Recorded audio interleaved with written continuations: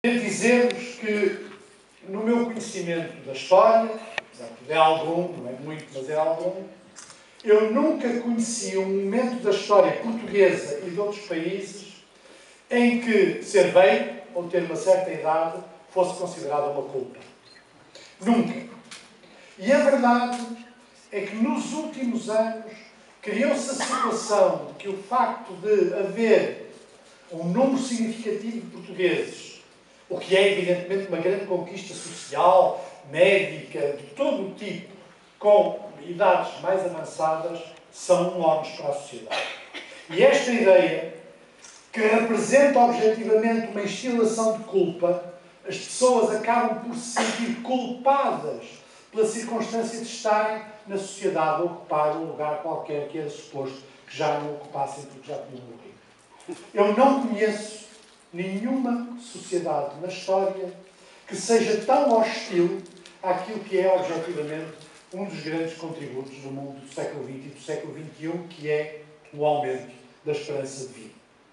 E esta culpa induzida sobre os mais velhos está diretamente no cerne de muitos aspectos da propaganda do governo.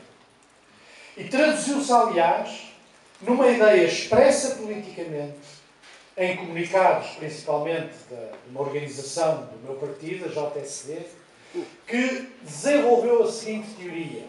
A teoria da justiça geracional.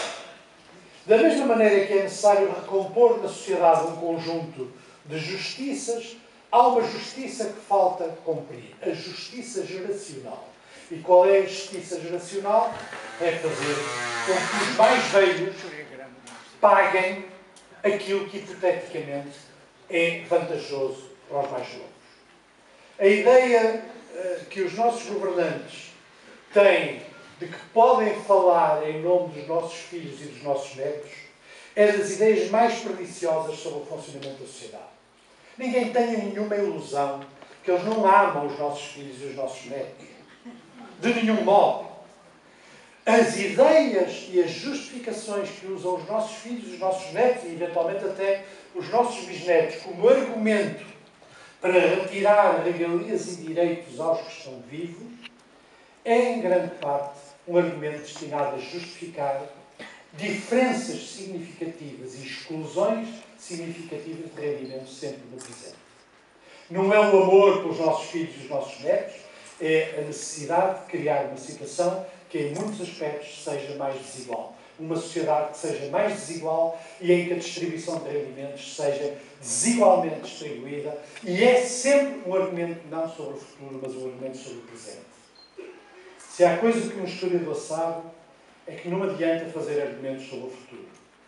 Aquilo que vão ser as condições dos nossos filhos e dos nossos netos tem tantas variantes que, inevitavelmente, é impossível construir políticas pensando nos nossos filhos e nos nossos netos desta maneira.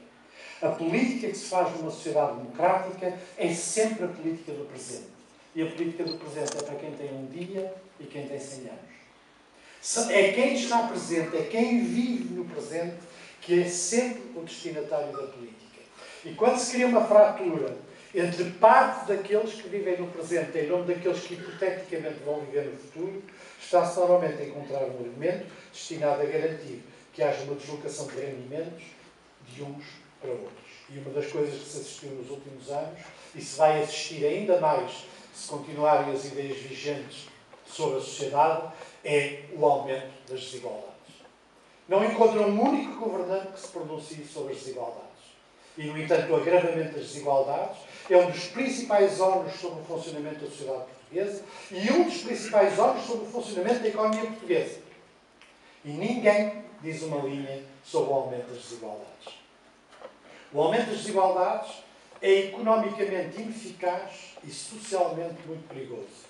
O aumento das desigualdades significa que um número significativo de pessoas estão efetivamente a perder rendimentos a que têm direito. A favor de quem? A favor ou do sistema bancário, ou do sistema financeiro, ou, eventualmente, de alguns grupos empresariais. E esta deslocação é das heranças mais tenebrosas que a atual situação política vai deixar. Porque não é fácil de recompô-la no futuro. E, desse ponto de vista, por exemplo, o próprio Partido Socialista é particularmente desatento em relação ao desequilíbrio que se criou no mundo do trabalho, em alguns casos com a sua direta colaboração, através do OGT. Desequilíbrio esse no mundo do trabalho, que significa que, no futuro, certamente vai ser muito difícil recompor, mesmo que haja algum crescimento económico, que haja uma distribuição equilibrada dos rendimentos desse crescimento. Porque não basta dizer que certos setores da economia cresceram. É necessário garantir que esse crescimento seja igualmente distribuído por todos e não propriamente desigualmente.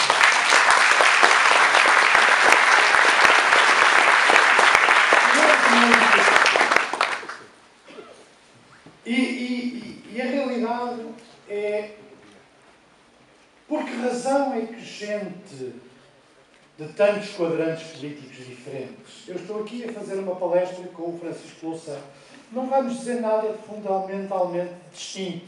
Tenho a certeza que nesta sala não há muitos apoiantes do Bloco de Esquerda. E tenho a certeza. Tenho quase a certeza. Pode haver, mas tenho quase a certeza. Seria muito estranho. Seria... bom, então. Exatamente. E haverá certamente alguns PPDs, o que é interessante. É que a crise, o meu ponto não é saber quantos estão aqui ou não estão. Mesmo assim, continuo a dizer que não acredito que sejam muitos. Mas o meu ponto é dizer que um dos aspectos desta transformação gerada por estes anos foi criar aquilo que há meia dúzia de anos atrás parecia, para utilizar uma frase shakespeariana muito pacífica, criou estranhos companheiros de cama. A frase é pacífica, porque é numa peça de Shakespeare, A Tempestade, e os estranhos bedfellows são quando chove muito no convés do navio, metem-se todos por baixo da lona e daí os estranhos companheiros de cama.